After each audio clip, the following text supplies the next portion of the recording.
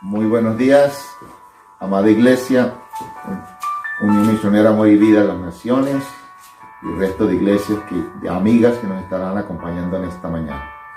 Estamos muy contentos de estar nuevamente con ustedes en este día, pero también muy desafiados con el tema que hoy vamos a compartir.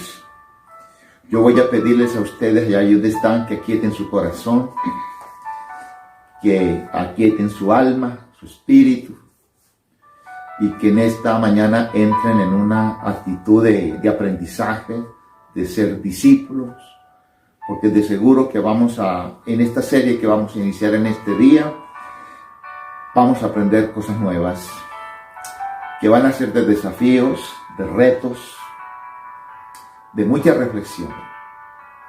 Y por eso es importante que en esta mañana le digamos: Señor, enséñanos tú. Así que acompáñenme en esta mañana en una oración, entregándole al Señor esta serie que estaremos dando inicio a partir de este domingo. Padre, gracias te damos por esta mañana, Señor, por este tiempo tan especial, de una vez más acercarnos a tu palabra, en compañía, Señor, de esta preciosa iglesia que hoy se está conectando, Señor, y aún las personas que en otros espacios estarán, Señor, también bebiendo de esta palabra. Señor, oramos que sea tu Espíritu Santo quien nos enseñe, quien nos hable, quien nos ministre.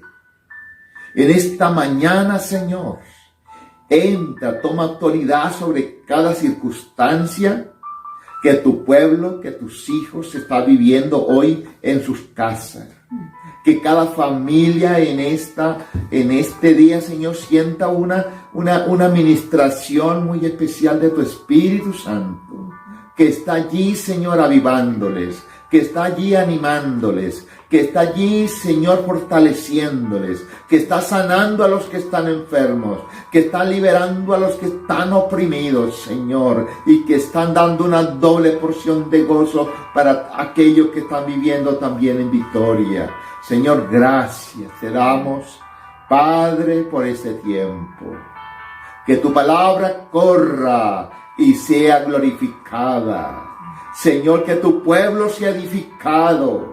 No venimos a entretener a tu pueblo, Señor, en esta mañana. No pretendemos tampoco, Señor, elevar la capacidad o el entendimiento humano, conocimiento humano. Hemos venido en esta mañana, Señor, a escondernos detrás de tu cruz para que el pueblo hoy te escuche a ti.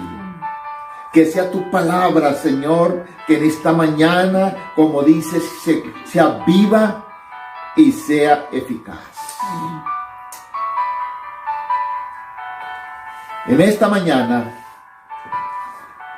como anunciamos el domingo pasado, hoy iniciábamos una serie nueva. Y hemos estado orando, reflexionando, mirando toda la problemática, todo lo que estamos viviendo en estos días como iglesia, lo que el mundo está viviendo, tratando de recoger algunas inquietudes también que de todo esto está saliendo, está surgiendo en la vida de las personas. Unos tienen claridad, otros están confundidos, y pretendemos en estos días guiar a la iglesia, en especial que el Señor nos ha permitido pastorearles, y somos responsables de que la iglesia en estos días tenga fundamento, tenga buenas bases para vivir lo que ahora estamos viviendo, pero también para seguir viviendo lo que viene. Porque la forma como estemos llevando esta serie, nos estaremos dando cuenta que el camino que tenemos por delante, en especial para los hijos de Dios, para la iglesia, es un camino larguito. Y es un camino de muchas expectativas, que muchas veces como que no nos hemos detenido a pensar en eso. Entonces, hoy estamos dando inicio a esta otra serie que la estamos llamando los eventos futuros. Los eventos futuros. Ubicando el rapto de la iglesia o el arrebatamiento de la iglesia como uno de los eventos inmediatos a los cuales como pueblo, como iglesia y como humanidad nos enfrentamos. Es uno de los inmediatos a realizarse. Y aunque el Señor fue tan claro a no dar fechas, porque eso lo fue muy explícito cuando Él, al referirse a este evento, el Señor Jesucristo dijo, ni los ángeles, ni siquiera yo, esto es un secreto del Padre, en cuanto a cuándo voy yo a regresar, simplemente yo estaré expectante, listo para cuando mi Padre me diga, llegó la hora, voy a arrancar, voy a marchar. Y eso a mí me impactó mucho la vida de Jesús en su ministerio público, porque si algo nos enseñó Jesús como hijo de Dios y como humano, fue el aprender a ser obedientes y a ser sujetos. Él dice, yo no hago en esta tierra nada que mi Padre no me haya ordenado hacer.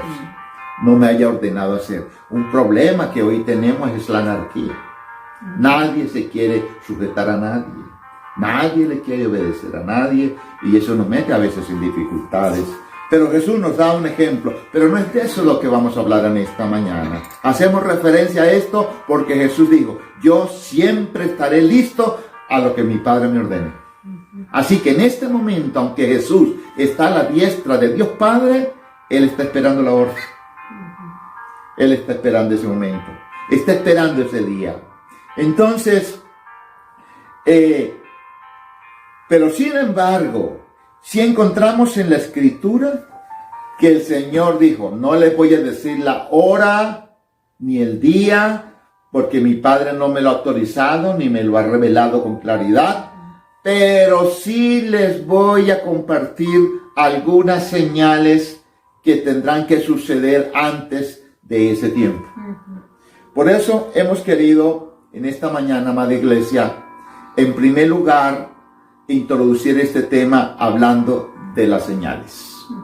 Vamos a estar hablando de las señales y vamos a estar evaluando la situación del mundo, la situación de la misma iglesia, del mismo pueblo de Dios, frente a lo que el Señor dijo que estaría sucediendo antes de su venida.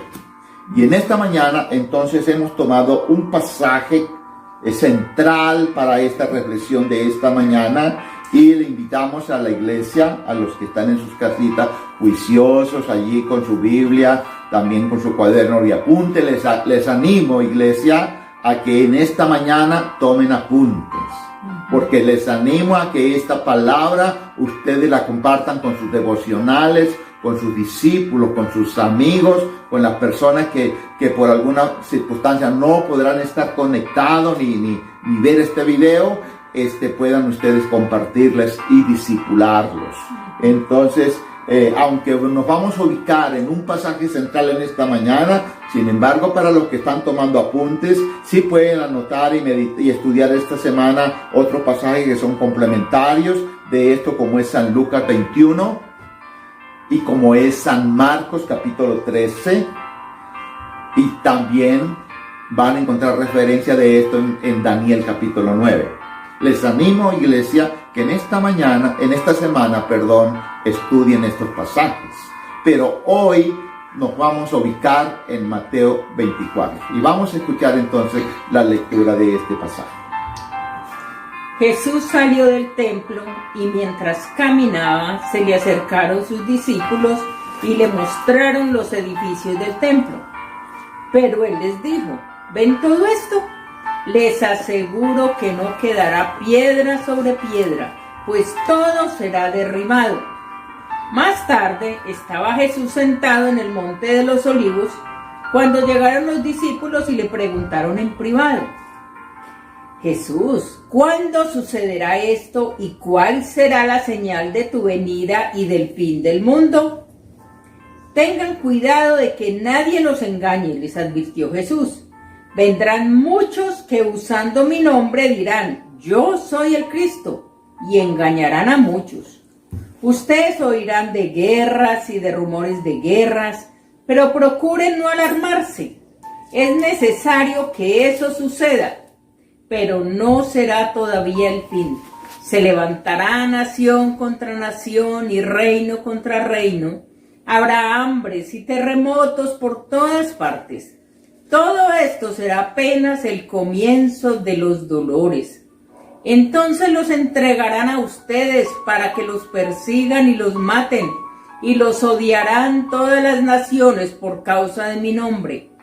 En aquel tiempo muchos se apartarán de la fe, unos a otros se traicionarán y se odiarán, y surgirán un gran número de falsos profetas que engañarán a muchos. Habrá tanta maldad que el amor de muchos se enfriará, pero el que se mantenga firme hasta el fin será salvo. Y este evangelio del reino se predicará en todo el mundo como testimonio a todas las naciones, y entonces vendrá el fin. Excelente, muchas gracias. Vamos inmediatamente a ubicarnos entonces en los versículos 1 y 2, y allí encontramos la primer señal que el Señor dio, evento que iba a suceder antes de su venida. Y el versículo 1 y el versículo 2 de este pasaje que mi esposa acaba de leer, nos habla de la destrucción del templo. Mire, ese edificio, le dice Jesús, no va a quedar piedra sobre piedra. Esto va a ser derribado. ¿Qué pasó con ese templo? Ese templo llevaba aproximadamente unos 40 años de construcción. Era una hermosura. Era algo para mostrar al mundo. Sin embargo, dice, toda esa belleza que hoy es un orgullo para el pueblo judío, va a ser derribada. Pues quiero decirles, amada iglesia y amigos que nos acompañan en esta mañana, que esta señal se cumplió 70 años después de Cristo. 70 años después de Cristo, esta señal tuvo su cumplimiento. El templo, el pueblo, la nación de Israel fue invadida por los romanos, por el general Tito. Y saquearon el templo, destruyeron todo lo que había. Y por supuesto, el pueblo de Israel fue disperso por todo el mundo. Fue una dispersión tan larga que dice la Escritura que fueron más o menos 2000 años, casi 2000 años de dispersión. Apenas ahora en el año 48 el pueblo judío volvió a recogerse y a ser establecida como nación. Fue algo doloroso, y usted conoce los holocaustos y todo lo que ha pasado con el pueblo de Israel. Pues allí el templo se cumplió esa palabra, esa profecía de que fue destruido. Y a esto se refería entonces en el versículo 3, y por eso en el versículo 3 como inquietud, unos discípulos inquietos, dice que llamaron aparte a Jesús y le dijeron, Maestro, ¿cuándo serán estas cosas? Y esa primera pregunta se refiere al templo. Pero le hacen una segunda pregunta. ¿Qué señal habrá de tu venida? Y una tercera pregunta, ¿y del fin del mundo? 3 preguntas. Ya le dije entonces que la primera pregunta se cumplió con la destrucción del templo de Israel. Usted complementa este concepto mirando San Lucas 21, 20 al 24, que ayuda a ampliar un poquito más el cumplimiento de esta palabra. ¿Cuándo serán estas cosas? ¿Cuándo? Como dijimos, se refería entonces a que se revelaría a Jesús. Específicamente estaba refiriéndose a la destrucción del templo. Pero vamos a ubicarnos en esta mañana rápidamente en la segunda pregunta. ¿Qué señal habrá de tu venida? Y a esa pregunta también Jesús le tenía respuestas. Versículo 5. Vamos a mirar que a esa pregunta el Señor le enumeró a los discípulos más o menos 3, vamos a ubicar 3 señales respondiendo a esa pregunta. La primera respuesta que le da el Señor ¿qué señal habrá de tu venida? La vamos a ubicar en el mundo religioso. ¿Qué iba a pasar en el mundo religioso antes del arrebatamiento de la iglesia? Evento que estaremos en otro domingo compartiendo. Versículo 5. ¿Qué dice el versículo 5? Vendrán muchos que usando mi nombre dirán, yo soy el Cristo, y engañarán a muchos. Versículo 11.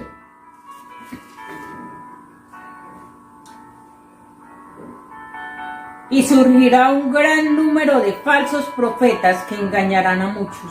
Y el verso 23.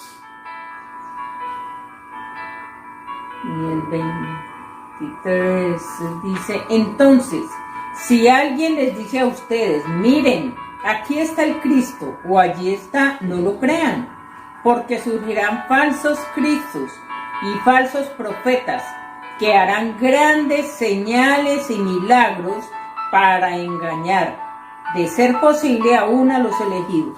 Subraye eso. De ser posible, irán a engañar a los elegidos, a los escogidos, a los escogidos. Entonces, Jesús nos habla aquí en primer lugar de unas señales que se iban a cumplir en el mundo religioso. En el mundo religioso. Y ubica allí varias cosas.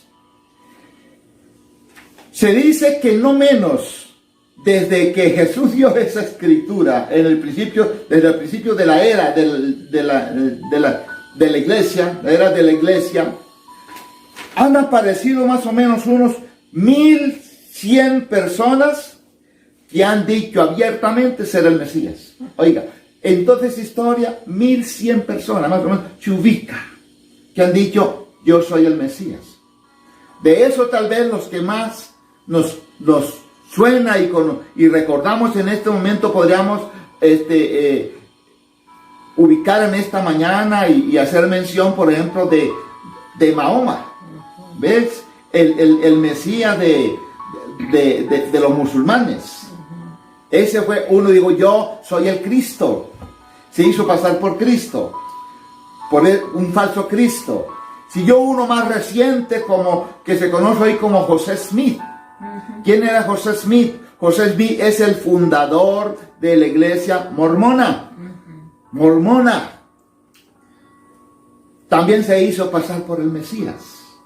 Y así podríamos enumerar muchos más. El último, según la Escritura, que se va a hacer pasar por el Mesías será el Anticristo. Personaje de estos eventos históricos, futuros, que vamos a estar compartiendo en una oportunidad. ¿Quién es en realidad este personaje llamado el Anticristo? ¿Cuándo va a gobernar? ¿Y a quiénes va a gobernar? Etcétera, etcétera. ¿Y de dónde va a salir? Todas esas preguntas vamos a tratar con la ayuda del Señor, estarle dando respuesta. Y entonces los mismos discípulos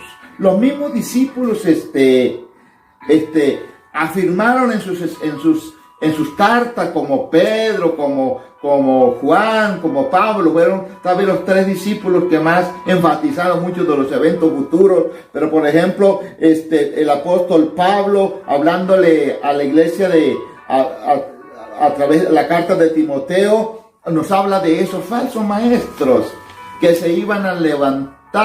Dice que iba a haber comezón, que por la gente apartada se enfriarse en la fe, el cristiano a enfriarse en la fe. Dice que se iban a levantar falsos maestros y que la gente iba a tener comezón de escuchar esas nuevas cosas tan novedosas. Mira lo novedoso que está hablando este maestro. Y hoy tenemos a más de uno deslumbrado en el mundo, siguiendo a todos estos maestros y se alejan de la Escritura. Pues eso está escrito. habrían falsos maestros. Jesús también nos da a entender que en el mundo religioso también se experimentaría una gran apostasía. Lee ese pasaje en San Lucas capítulo 18, versículo 8. Esto iba a suceder también en el mundo religioso. No solamente se iban a levantar farsantes que se iban a hacer pasar por Cristo, no solamente se iban a levantar falsos profetas, no solamente se iban a levantar en el contexto de la iglesia falsos maestros, sino que también el cristiano en estos últimos tiempos de la iglesia iba a entrar en una apostasía. ¿Qué dice ese pasaje? Lucas 18, 8. Les digo que sí les hará justicia y sin demora. Mas, no obstante, cuando venga el Hijo del Hombre, encontrará fe en la tierra. Allí quiero llamar a esa expresión, esa frase, esa oración. Pero cuando venga el Hijo del Hombre, ¿hallará fe en la tierra? Oiga, palabras que salieron de la boca de Jesús. ¿Será que frente a todas las circunstancias que va a estar viviendo la humanidad, la iglesia, los cristianos se van a mantener fervorosos? Pero cuando se mira la situación real de la iglesia, lo que se observa es un desvanecimiento de la fe. Sería una señal del regreso de Cristo que la gente iba a menguar en su fe. Iba a menguar de su fe. Que la gente se iban a apartar de Dios. Eso quiere decir apostasía, renunciar. Renunciar a la fe. Apartarse de la fe. Y yo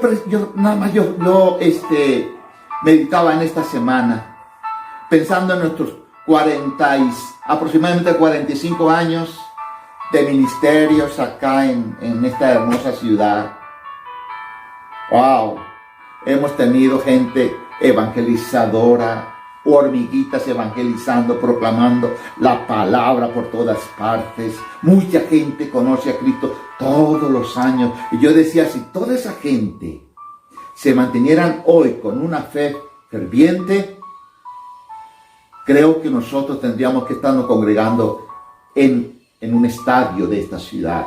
Y no solamente nosotros, la iglesia en general. Son multitudes las que uno ve que han expresado públicamente su fe por Jesús, de seguirle, de ser discipulado. Empiezan un discipulado y se quedan a mitad de camino y se apartan y sacan mil justificaciones o excusas para no seguir. Pues eso estaba hablando la Biblia, que eso iba a pasar.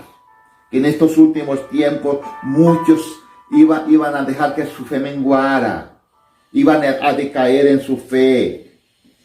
Y la realidad que se vive es que se vive una fe, se profesa una fe, pero una fe sin fruto. Esa es la gran tragedia que hoy tenemos que decir con dolor está viviendo el Señor con su iglesia. Dios comienza a mirar su iglesia. Todo lo que dicen le estamos esperando, lo que estamos aquí comprometidos con su reino, pero Él comienza a mirar por todas partes y dice, ¿dónde está el fruto? ¿Dónde está el fruto? Son muy escasos los cristianos que en realidad están preocupados por llevar fruto, por dar fruto. Si los miles de manifestantes lo fueran realmente,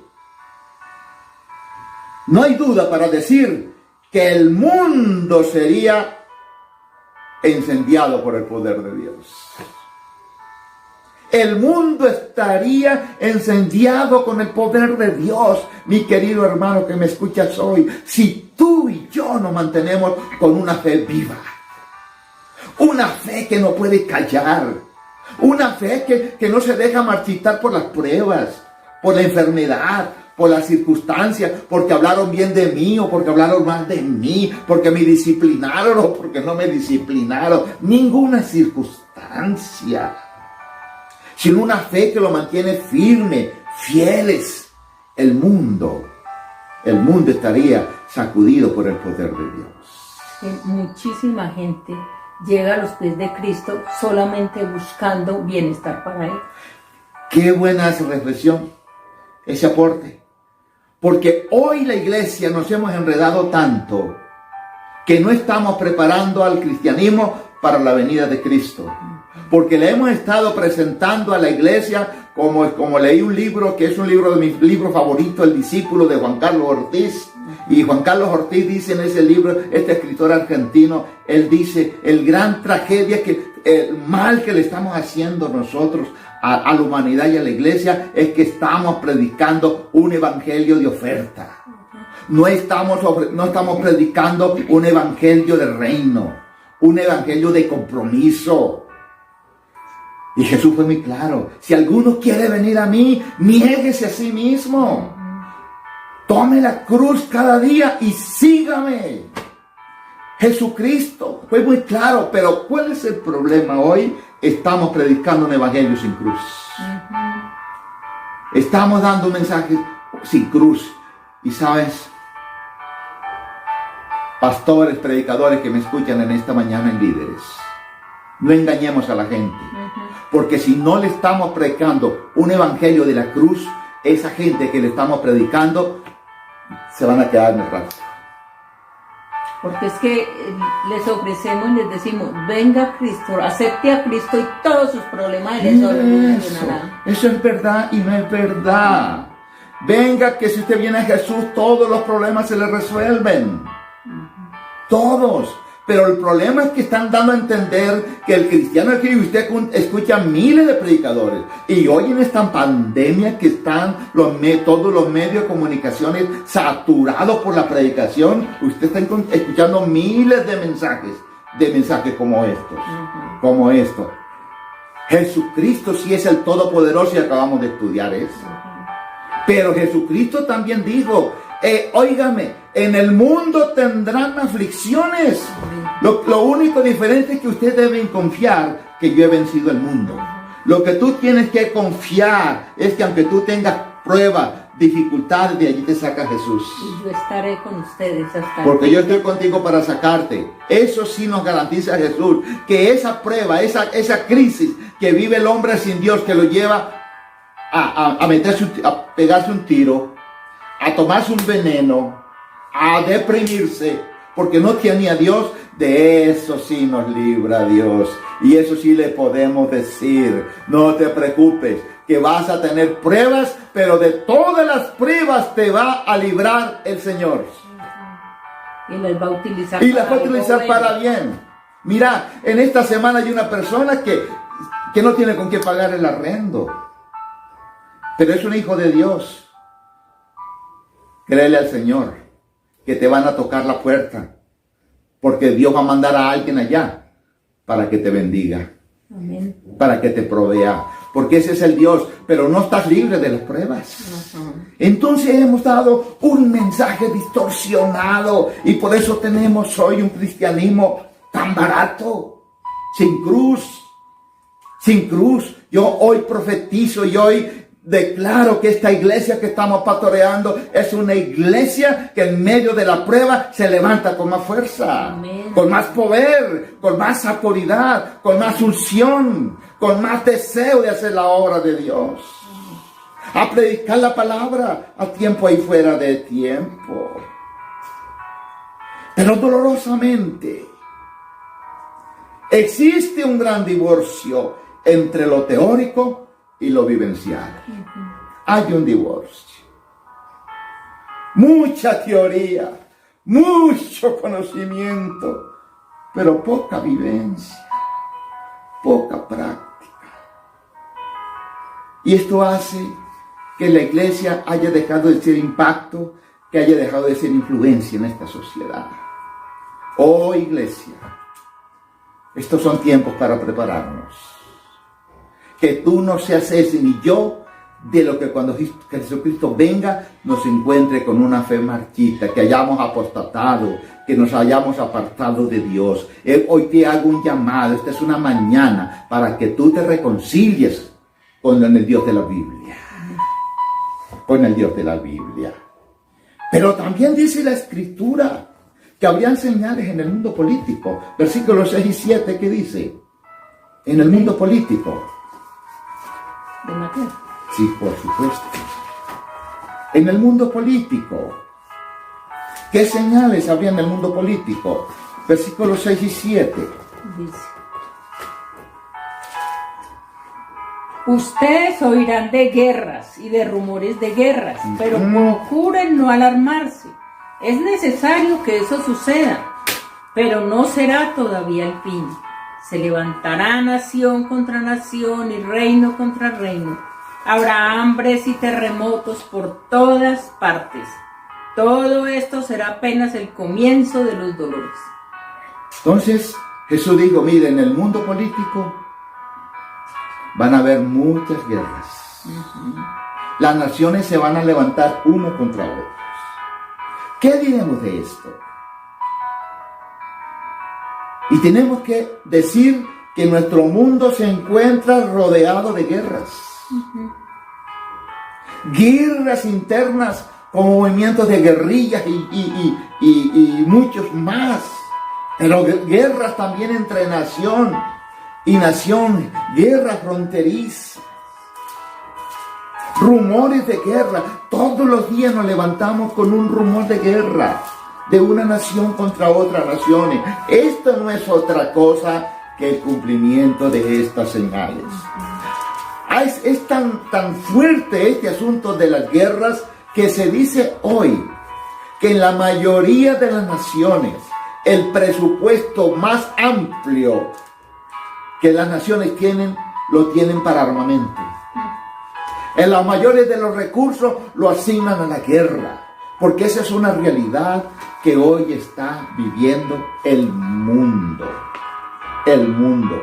Si esos recursos de la guerra se dedicaran para el trabajo social de la humanidad, creo que la miseria, el hambre sería muy escasos en estas naciones. En estas naciones. Se dice, por ejemplo, que el dinero que se gastó en la Segunda Guerra Mundial se habría provisto de ese dinero que se gastó una casa de $15,000 para cada familia de la tierra. Solamente con el dinero que se gastó en la Segunda Guerra Mundial, habría permitido que cada familia tuviese un techo donde vivir. Pero cada día nos despertamos con rumores que despiertan miedo, ansiedad, que producen depresión y turban el sueño en una gran cantidad de personas. Porque esto es una realidad que estamos viviendo. El ser humano posee armas nucleares con que pueden destruirse a sí mismo en un momentito. Por eso se dice que la Tercera Guerra Mundial, que se avecina, no nos vamos a escapar de la Tercera Guerra Mundial. La Tercera Guerra Mundial se dice que será terrible en su capacidad destructora. Y hace muchos siglos, años atrás, los científicos, los políticos, mucha gente más, se burlaban de las Escrituras cuando las Escrituras hablaban de esto. Pero qué tremendo lo fascinante de la Escritura, que todo eso está registrado en la Escritura. Por ejemplo, 2 de Pedro 3, 10 al 12, nos habla de eso. ¿Tenés ese pasaje allí? Pero el día del Señor vendrá como un ladrón. En aquel día los cielos desaparecerán con un estruendo espantoso. Los elementos serán destruidos por el fuego y la tierra con todo lo que hay en ella será quemada. Tremendo. Para eso se está preparando la bomba atómica y todas esas cosas. Pero también a todo esto se le añade la guerra, como la llaman la guerra bacteriológica, del que oímos tanto hoy en día. Algunos científicos declararon, oiga, que solo con 28 gramos de toxina son suficientes para matar, ¿saben cuántas personas? 60 millones. 60 millones de personas en un momento cualquiera. Así se está preparando el mundo en la guerra. Y esto no es más, amada iglesia, que señales de la venida de Cristo.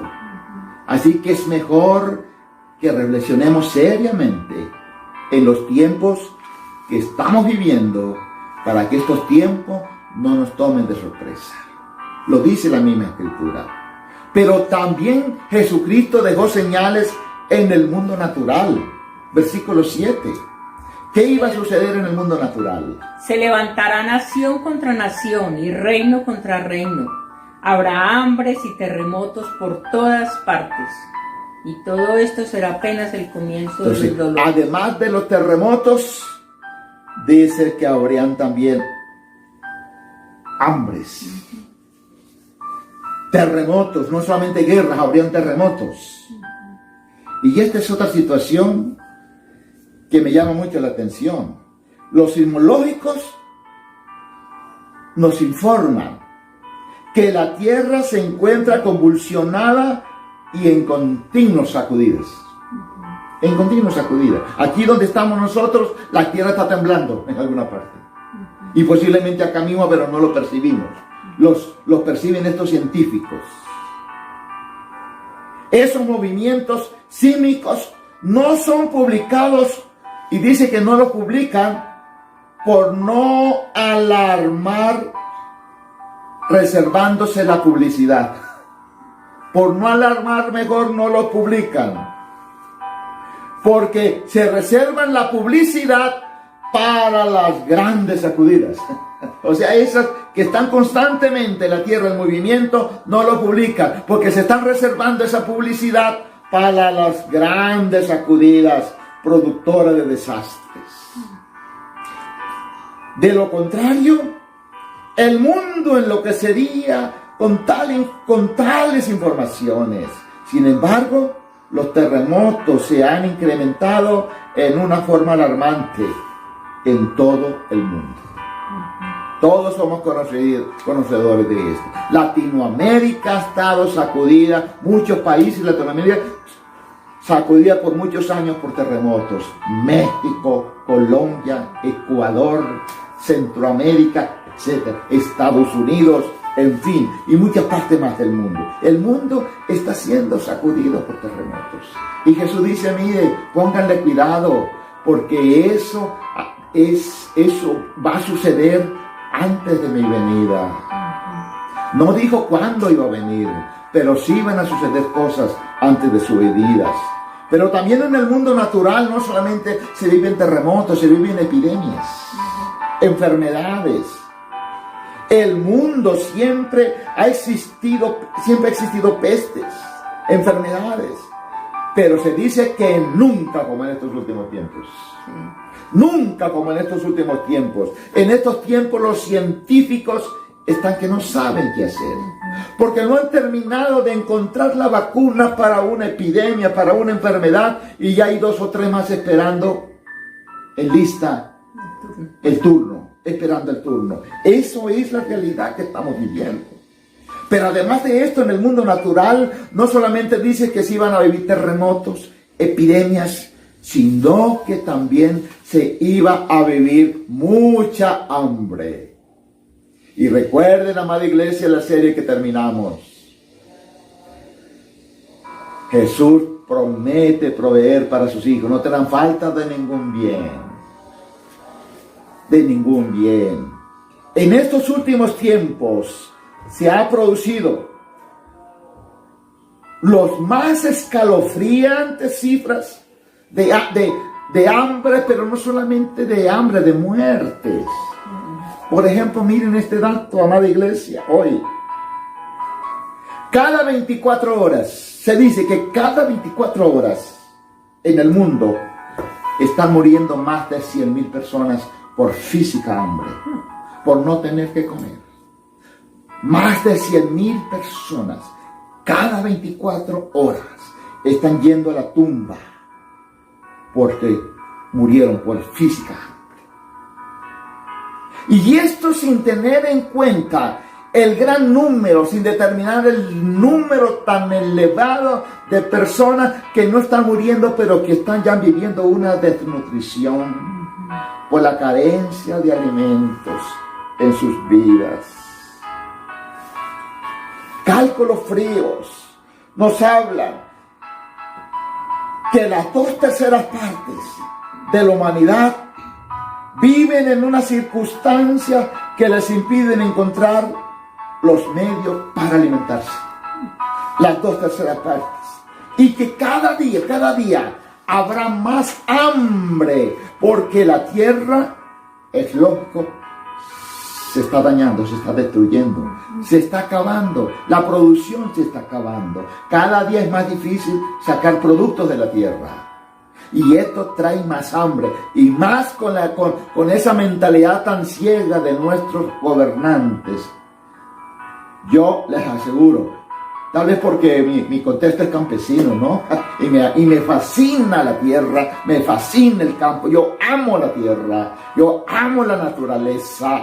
Pero les aseguro que si yo fuese presidente, le estaría dando un alto presupuesto al campo. Porque el campo es lo que sucede, lo que alimenta a la ciudad. No sé por qué no hemos entendido algo tan sencillo. En la ciudad hay hambre porque el campo no está produciendo. Y el campo no está produciendo porque los gobiernos no invierten en el campo. Esto es algo tremendo lo que está viviendo la humanidad. Y eso no solamente se vive en Colombia. Debido entonces a la explosión demográfica y a la ciencia médica, se dice que el hombre hoy está diseñado para vivir más años.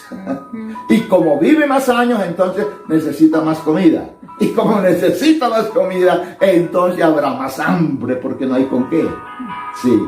De allí que uno no sabe tantas fuerzas oscuras y negras que están enfocadas hoy. Hay científicos destructores del ser humano que están ahí buscando cómo darle muerte, acabar más rápido con la humanidad.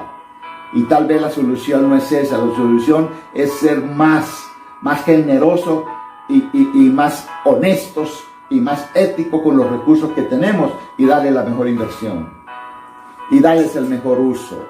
Pero también dice la Escritura que habrían señales en el mundo social. Versículo 12 y versículo 37. Y este pasaje está muy relacionado.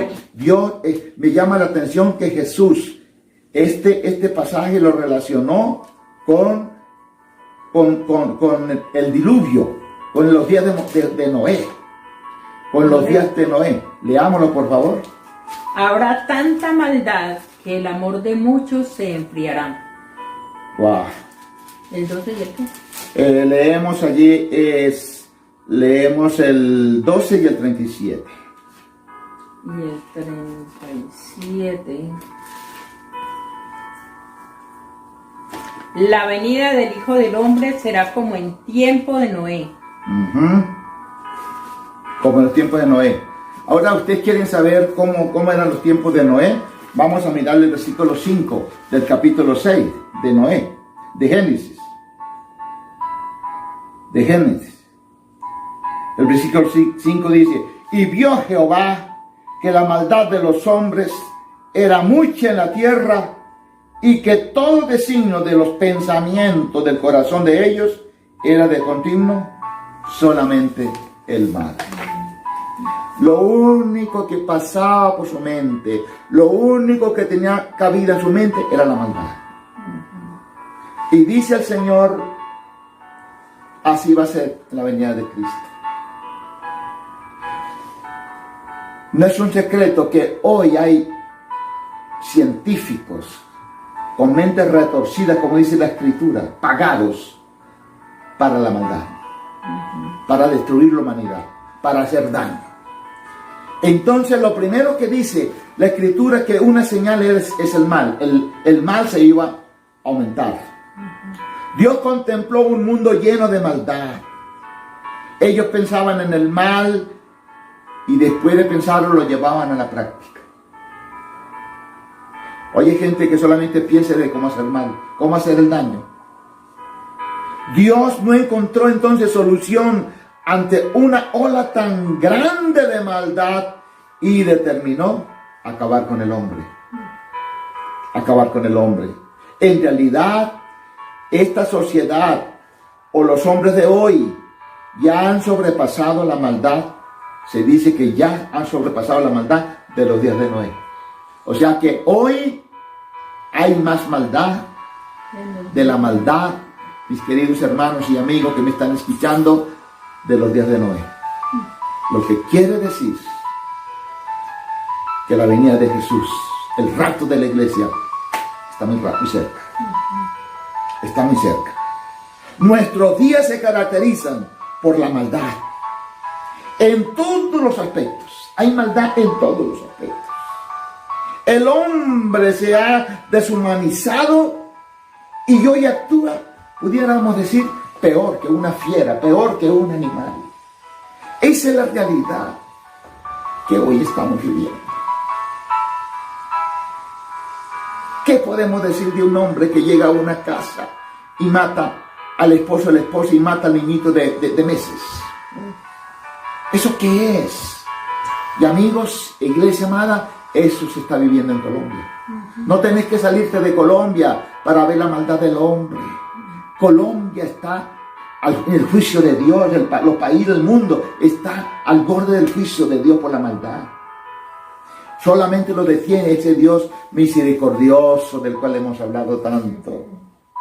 Pero también dice que entre una de esas señales era la corrupción. Versículo 12 de Génesis 6. La corrupción en el mundo. Mire lo que dice. Y miró Dios la tierra, y he aquí que estaba corrompida, porque toda carne había corrompido su camino sobre la tierra. Todo hombre había corrompido su camino sobre la tierra. Mire, la enfermedad más grande de las naciones es la corrupción. ¿Cómo podíamos entender? Yo no me podía explicar en estos días de encerramiento que estamos. Cuando decían, mire, allí a la Guajira, a los indígenas y yo no sé dónde más, no les llegó la ubicación de los alimentos porque se robaron el presupuesto. ¿Cómo es posible que en un momento de dolor, de angustia, de necesidades, hayan malvado pensando en guardarse los dineros, en robarse los dineros? Eso se llama corrupción. Eso se llama corrupción. En los días de Noé no solo había maldad, sino también corrupción. La moral y vergüenza desaparecieron y fueron cambiados por la mentira, por el engaño y por la desvergüenza. Esa es una realidad que dolorosamente hoy se está viviendo. Mira este dato. Hay corrupción en todos los estratos de la sociedad. No hay un estrato de la sociedad donde no esté la corrupción. Eso es doloroso. En la salud, en la educación, en la economía, en la agricultura, en todos los campos. Por eso se dice que el contador, el abogado, el administrador, el político, el profesional honesto no tiene espacio. No tiene espacio. Porque no hay más espacio para los corruptos que para los honestos. Y este es cumplimiento de la Escritura.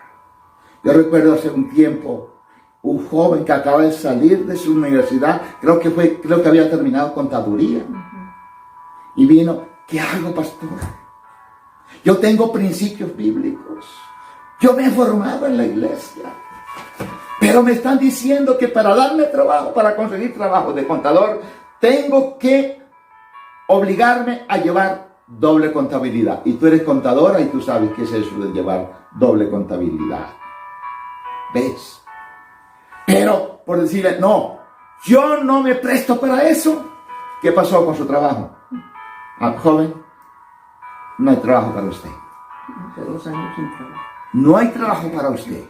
Y esa persona pasó años, sus buenos años, sin trabajo, pero no negoció sus principios. Yo doy gracias a Dios, porque yo creo que hoy o se pensionó o está para pensionarse, porque Dios es fiel, Dios honra. Hermano, amigo, este es tiempo de levantar este testimonio, iglesia. No te dejes, no te prestes para la corrupción. Tú eres un hijo de Dios. Político que estás allí, abogado, contador, ama de casa, etcétera, donde estés. Tú eres un hijo de Dios y estás llamado para ser honesto. Ese testimonio lo necesita el mundo. Pero hoy estamos viviendo en esa realidad dolorosa, porque no es más que las señales de lo que Jesucristo dijo que se iba a estar viviendo antes de que Él viniera. Pero también dice el versículo 11 del capítulo 6 de Noé, de los días de Noé, que el mundo estaba lleno de violencia. Violencia. Yo no sé si es comparada con la violencia que se está viviendo hoy. Ni siquiera en una pandemia como esta se respeta para los violentos seguir destruyendo vidas. Son tiempos difíciles que no son más que cumplimiento de las Escrituras. Y no vale la pena seguir ahondando, detallando más en esto, porque la conocemos. Estamos cansados de ver violencia desde que nos levantamos hasta que nos acostamos, empezando por la casa. Mire la violencia que se está dando en los hogares. ¿Por qué hombres se están levantando violentos al maltratar a sus esposas, a sus hijos en las casas? Porque su corazón está torcido. Y este es un buen día, una buena pandemia para entregarle su vida a Dios, para permitir que Dios los transforme, que Dios los cambie. Hombre de Dios, déjate cambiar por el Espíritu Santo. Hombre de Dios, entrégale tu vida a Jesús. Hombre cristiano que está allí, dale buen uso al cristianismo, dale honor a ese nombre. Y seamos una iglesia de testimonio, porque el mundo lo necesita. Pero también tenemos que aceptar que en las señales Jesús no dejó sin tocar la iglesia. Y también dijo, la iglesia se va a convertir dolorosamente también en una señal. Pero la primera señal, podríamos llamarla positiva, es que dice, por mi nombre ustedes van a sufrir. Por mi nombre ustedes van a tener pruebas. Por mi nombre ustedes van a ser perseguidos. Yo no sé por qué en la iglesia no entendemos eso. Yo no sé por qué los cristianos no entendemos eso. Y frente al sufrimiento, frente a la prueba, frente a las limitaciones, la enfermedad, la escasez, sea lo que sea, abandonamos al Señor. Deberíamos levantarnos de fuerza y decirle, Señor, sé que esto es cumplimiento de la Escritura, pero yo sé también que tengo promesa que tú me vas a sacar de acá. Amén. Yo sé, Señor, que en esta semana tú vas a dar provisión a aquellas familias que no tienen, porque hay promesas para ellos. Fortaléceles su fe. Estos son días para fortalecer la fe. Pero también dice la Escritura que por haberse multiplicado la maldad, otra vez reitera, el amor de muchos se enfriará. Se enfriará. Qué doloroso que miembros de nuestra iglesia formemos parte tal vez de esos que hemos enfriado nuestra fe. El amor de muchos se enfriará. Hoy el amor para Dios, hoy tenemos a Dios en el último lugar en nuestra vida. Y Jesús, el Señor hablándole a una iglesia en Apocalipsis, le dice, has perdido tu primer amor. ¿Tú qué esperas? ¿Que cuando venga el Señor te encuentre alejado de Él o cerca de Él?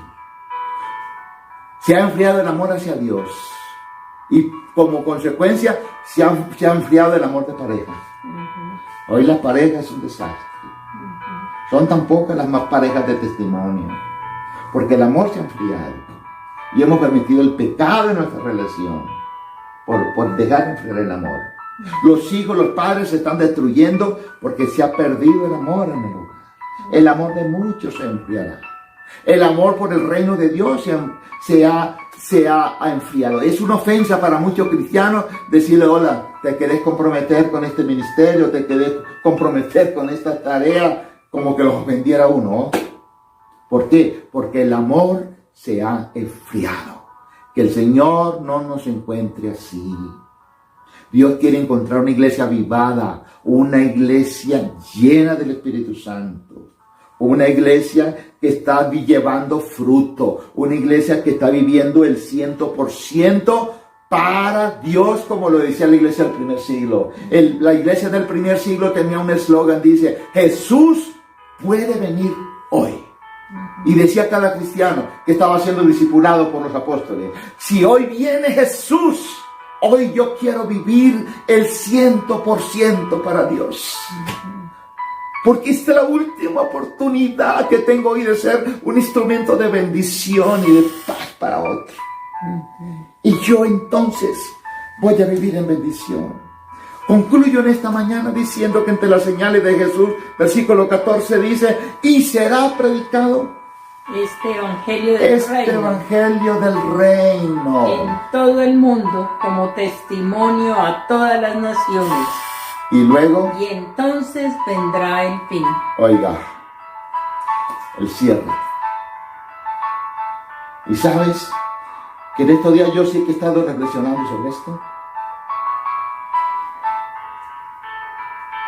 Y no me sorprende que después de una pandemia como esta, como una contradicción. Como una contradicción, cuando los templos están cerrados. Hoy, cuando los templos están cerrados, es cuando la iglesia más está hablando de Dios por fuera. Oiga, pues, nos había hecho daño el encierro en la iglesia. Y yo digo, para que se cumpla, si para predicar este evangelio tenemos que tener más los templos cerrados, porque sigan cerrados. Pero hoy yo les aseguro, iglesia amada y amigos que me están escuchando, que en este momento la predicación del evangelio se está escuchando en todo rincón de la tierra. Porque todos los medios están saturados, se están usando para la predicación del evangelio. Usémonos. Ya deja de usar el WhatsApp para tonterías. Ya deja de usar tu WhatsApp, tu teléfono para promover chismes. Pongámosle destino en amor. Amén. Tómelo para mandarle el mensaje a una persona que lo necesita. Tome su mensaje, su WhatsApp, para hablarle al que tiene no sé en qué país, que conozca al Señor, porque estos creo que son los últimos, es la última señal. Y será predicado este evangelio para testimonio. No dice para que todo el mundo se convierta, sino para testimonio. Y entonces vendrá el fin. Yo creo que en estos momentos la predicación del evangelio está alcanzando a todas las naciones. Y si esa es una de las últimas señales, mi querida iglesia, mi querido amigo que me escuchas en este día, esto quiere decir que la venida del Señor está a las puertas. Te animo a que no te pierdas este espacio, porque el domingo estaremos hablando sobre ese gran evento, el rapto de la iglesia. El rapto de la iglesia. Inclina tu rostro allí donde estás en esta mañana. Yo quiero orar por ti en este día. Esta es una mañana para que tú tomes decisiones serias con Dios. Esta es una mañana que si tú has estado viviendo una frialdad espiritual, una liviandad espiritual, y no se ha estado preparando para esa gran realidad, que no es un cuento de hadas, es una realidad de que Cristo viene, hoy es el día para que tú te prepares. Y hoy es el día, amigo, para que tú dejes tus argumentos y tu filosofías allá a un lado. que te van a condenar, te lo digo con amor, y acepta el mensaje de la cruz. Acepta en tu corazón a ese Cristo que murió por ti. Y di conmigo: Señor Jesús, hoy te entrego mi vida. Hoy quiero que seas mi Salvador y mi Señor. Hoy decido, Señor, vivir estos últimos años en la tierra para ti y contigo. Gracias por perdonar mis pecados. Gracias por darme vida eterna. Gracias por limpiarme con tu sangre, por convertirme en hijo, en tu hija. Gracias, Señor. Y ahora quiero que te unas con el resto de la iglesia, porque si tienes algún problema de sanidad, de alguna dificultad por la que estés pasando, únete con esta oración de fe, Señor Jesús. Iglesia, ¿y dónde estás? Levanta tus manos al cielo. Y dale gracias a Dios porque le perteneces a Él. Y porque puedes confiar en Él. Porque el Señor sabe lo que te falta y lo que no te falta. Lo que necesitas y lo que no necesitas. Señor, extiende tu mano en esta mañana. Señor, hacia esta empresa que ha quebrado, estos hermanos que están confundidos, dale la paz, dale la tranquilidad y la confianza, Señor, de que se van a levantar. Señor, que en esta semana la iglesia Morivida y todos los que nos escuchan, Padre, en Colombia y fuera de Colombia, en Armenia y fuera de Armenia, conozcan el poder sobrenatural tuyo, Padre, obrando en su vida cotidiana, obrando en su casa, obrando en su familia, trayendo protección, liberando de enfermedades, siguiendo, Señor, con su mano protectora sobre el pueblo. Quita las angustias, quita los temores en el nombre de Jesús. Y Señor, permite que en esta semana, Señor, dediquemos nuestras vidas a ti. Que el que ha estado, Señor, lejos de ti se acerque a ti. Que el que ha estado enfriado se levante, Dios mío, te busque en oración y ayuno. Comience a buscar la presencia tuya y a llenarse de ti, Señor.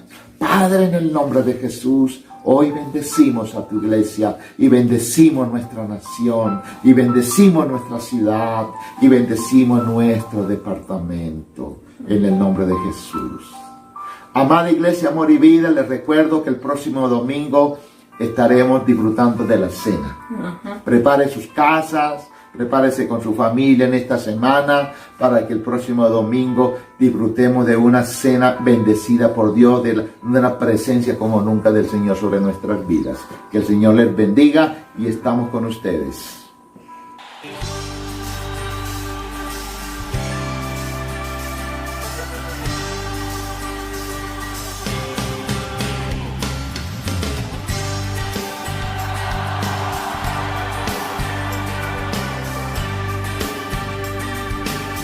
Somos el pueblo de Dios, somos un pueblo especial, llamados para anunciar las virtudes de aquel que nos llamó a su luz.